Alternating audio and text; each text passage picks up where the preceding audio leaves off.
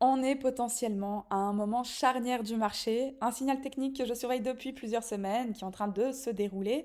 Dans cette vidéo, on va analyser ensemble Bitcoin, Ethereum et plusieurs altcoins avec de très belles structures, des altcoins sur lesquels il reste encore beaucoup à faire pour voir si ce mouvement peut marquer un vrai tournant. On va pouvoir commencer avec Bitcoin car c'est lui qui donne le tempo au marché et pour le moment, même si on a eu des altcoins qui ont commencé à performer, on est toujours dans la saison du Bitcoin. Comme je vous l'ai dit, pour avoir une performance beaucoup plus importante et une rotation des capitaux sur les altcoins, on a besoin de deux choses. Dans un premier temps, soit un BTC qui entre dans un rallye, comme on l'avait eu en août et en novembre dernier, avant d'avoir des altcoins qui commencent à suivre avec une rotation des capitaux, ou bien un BTC qui commence à consolider, toujours bien évidemment avec une baisse de la Bitcoin dominance. Bon, regardez où on est Bitcoin. On n'est pas du tout pour le moment en altcoin season, mais ça peut arriver très très vite.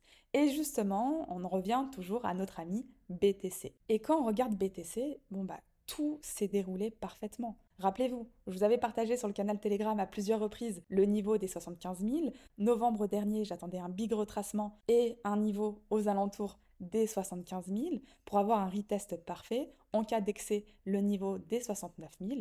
Ce niveau a fait le taf. Mais par contre, à la sortie, on avait évoqué la possibilité d'un V-bottom et d'une reprise très rapide comme on avait eu à Covid et ça s'est déroulé. On attendait à minima une cassure des 90 000 pour repasser très haussier et si on cassait les 94 000, je vous disais que c'était une validation très très forte. Et on a eu notre nouveau top. Et là, ce qui va être important de surveiller. Alors déjà, dans un premier temps, avant de vous montrer pourquoi nous sommes sur un moment charnière, faut comprendre aussi qu'on a une semaine hyper importante qui va pouvoir driver le cours. On a jeudi les chiffres du PIB, je pense que vous vous rappelez un peu des derniers chiffres. Donc de ce côté-là, ça risque de bouger pas mal. Et bien évidemment, une fin de semaine explosive avec potentiellement, on arrive sur la clôture du mois de mai et les chiffres de l'inflation qui vont pouvoir driver. Et c'est pour ça que les niveaux que je vais pouvoir vous présenter vont être hyper importants. Comme je vous l'avais mentionné pour ceux qui avaient assisté au live public, où on avait une montée de BTC qui était relativement saine, donc ça nous permettait de monter encore, hein. Donc on a réalisé un nouveau top. J'avais piqué cette analyse à CryptoQuant. Contrairement au précédent top où on avait des taux de financement ultra hauts avec des pics et potentiellement des volumes d'achat également ultra hauts, avant de réaliser le dernier top, ce n'était pas le cas, ce qui nous montrait qu'on avait un marché qui n'était pas en surchauffe. Pas beaucoup de leviers non plus, ce qui nous a permis de continuer à la hausse et on est plus ou moins toujours sur cette même typologie. Par contre, il est vrai qu'on arrive sur un niveau hyper important. Regardez en hebdomadaire, vous allez peut-être le voir un peu mieux, nous sommes sur de big niveaux et si on a une cassure et une rupture de ce niveau, on peut avoir un rallye très très fort qui va pouvoir se mettre en place. Par contre, en daily, ça fait très longtemps que ce n'était pas arrivé. On a une bougie qui a pu englober les précédentes. On le voit bien, à chaque fois on était assez haussier, à part les compressions où ça c'est totalement normal. Mais sur un mouvement d'extension, ça fait longtemps qu'on n'a pas eu de bougie baissière qui englobe les précédentes. Généralement, quand ça arrive, ça nous indique qu'on va pouvoir avoir des retracements court terme. Je vais vous montrer les scénarios que j'ai en tête. Si effectivement on ne parvient pas à casser le niveau des 110 000, ou là, d'accord, on peut aller dessus et avoir des réactions. Si par contre on a une rupture, je vais vous montrer ce que je vais pouvoir attendre, mais tant que ce n'est pas fait, je fais attention au niveau inférieur avec un retravail qui va pouvoir être fait, d'accord, aux alentours des 105 000 et le niveau parfait serait aux alentours pour moi des 103 000.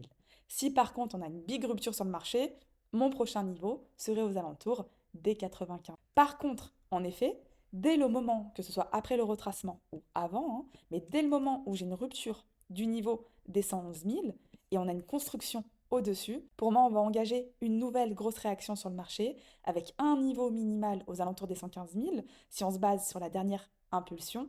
Et un gros niveau par contre que j'ai en ligne de mire, c'est le niveau des 119 000 où là on pourrait avoir de grosses réactions. Donc j'aurais besoin d'observer comment le prix va pouvoir réagir à l'approche du niveau des 119 000. Et quand on regarde niveau altcoin, on est aussi sur des niveaux décisifs où c'est normal d'avoir des réactions, qui plus est, d'accord, des altcoins qui suivent BTC. Donc si BTC réagit, on a automatiquement les altcoins qui réagissent. Et ce qui est important de comprendre, c'est que pour le moment, nous sommes toujours dans la saison du Bitcoin. Bien que depuis les bottoms, on a quand même eu de belles variations. Et en ce sens, avant de passer à Ethereum et les altcoins que je trouve très pertinents en termes de structure, quand on regarde le Total Market Cap 3, où on enlève Bitcoin et Ethereum, parce que vous le savez, on n'analyse pas de manière isolée chaque actif, on a besoin d'une analyse générale du marché. Et quand on regarde, bon, on est arrivé sur un niveau pertinent, le niveau de reverse, le niveau qui nous avait donné la rupture baissière et le retest, d'accord, de toute cette hausse. On a fait un retest parfait, on a très bien réagi et pour continuer, on a besoin de passer au-dessus du niveau des 950. On voit que c'est un niveau important où on est en train de structurer. Si BTC nous donne le scénario de retest, en tout cas je surveillerai, vous le savez, ce niveau dans un premier temps, où j'ai besoin de réaction, et par la suite, si par contre on a un retracement plus profond, le second. Dès qu'on repassera au-dessus, pour moi, on pourra avoir de très belles performances au niveau des altcoins pour aller chercher les targets supérieurs. Et pour moi, les altcoins, bien que nous soyons dans de grosses compressions, qu'on puisse avoir des retracements internes, il y a encore pas mal à faire. Et si on regarde Ethereum avant de passer aux altcoins, parce que Ethereum c'est très intéressant, et je ne sais pas si vous vous rappelez un peu de la thèse qu'on avait évoquée, où on avait besoin d'un Ethereum qui se reprenne si on voulait avoir des altcoins dans la globalité qui performent. On avait vu que quand Solana avait énormément performé, pour autant, c'était pas les altcoins dans la globalité qui performaient.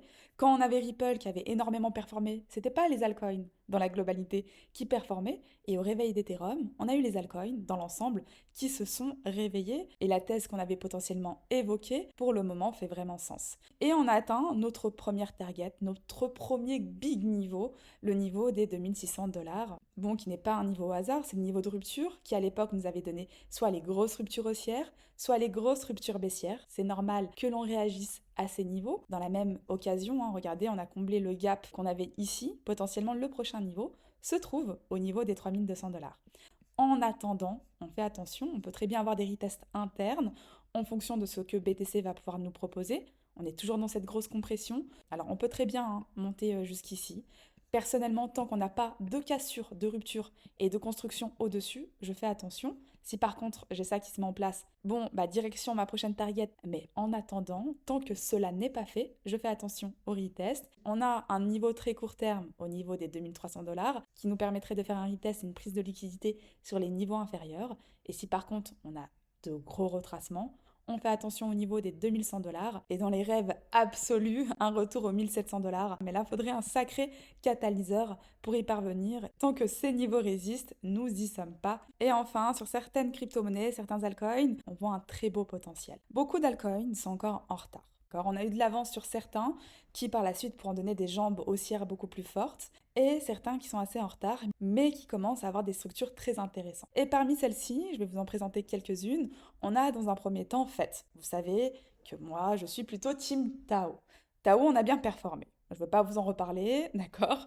Pas d'inquiétude, par contre FET actuellement m'intéresse pas mal. On a un niveau, d'accord? Regardez ce niveau de rupture. Celui qui nous avait donné les ruptures haussières très très fortes et les ruptures baissières, et on commence à peine à repasser au-dessus. Et là, on arrive sur les gros niveaux. Vous voyez ce niveau-là, c'est le niveau qui nous donnera potentiellement de très gros swings à venir sur le marché.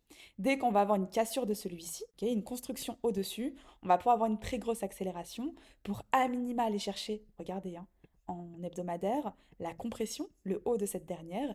Et si à terme, on parvient à casser cette dernière, on pourra aller chercher des performances beaucoup plus importantes. Donc ce que je vais pouvoir surveiller, en tout cas, tant que ce niveau ne se fait pas casser, alors je trouve le graphique sublimissime.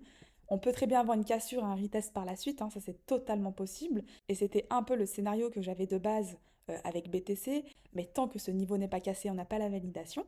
Par contre, s'il y a des retracements, il va falloir surveiller de très très près le niveau aux alentours des 0,70, 0,71 dans un premier temps. Et par contre, si on a un retracement beaucoup plus violent, le second niveau que j'aurai serait aux alentours des 0,55, 0,60. Et ce type de graphique, où on commence à avoir des ruptures assez fortes, on en a pas mal. Bon, on a FET qui est très en retard. On a également NIR, très en retard, retest parfait de l'accumulation. Et pareil, ici, on n'a toujours pas eu la rupture. C'est-à-dire qu'il y en a énormément d'altcoins sur lesquels les ruptures n'ont pas eu lieu. Donc effectivement, tout ce qui se passe dedans, pour moi, c'est de la compression, c'est de l'accumulation interne. Oui, on peut avoir des retracements internes, on peut faire des retests un peu plus importants. Mais à terme, pour moi, la direction, c'est le nord pour aller chercher les zones supérieures. Pareil pour Jupiter, quand on aura des cassures effectives sur l'ensemble du marché, Pour moi, on pourra avoir des éléments d'extension très très fortes, mais il va falloir construire au-dessus pour avoir des ruptures un peu plus importantes. Et les niveaux que je vous ai partagés sont vraiment les niveaux charnières qui vont pouvoir donner un retournement sur le marché. En tout cas, j'espère sincèrement que cette vidéo a pu te plaire. N'hésite pas comme d'habitude à liker, à commenter, ça donne de la force, hein. Et moi je te dis à très vite pour les prochaines.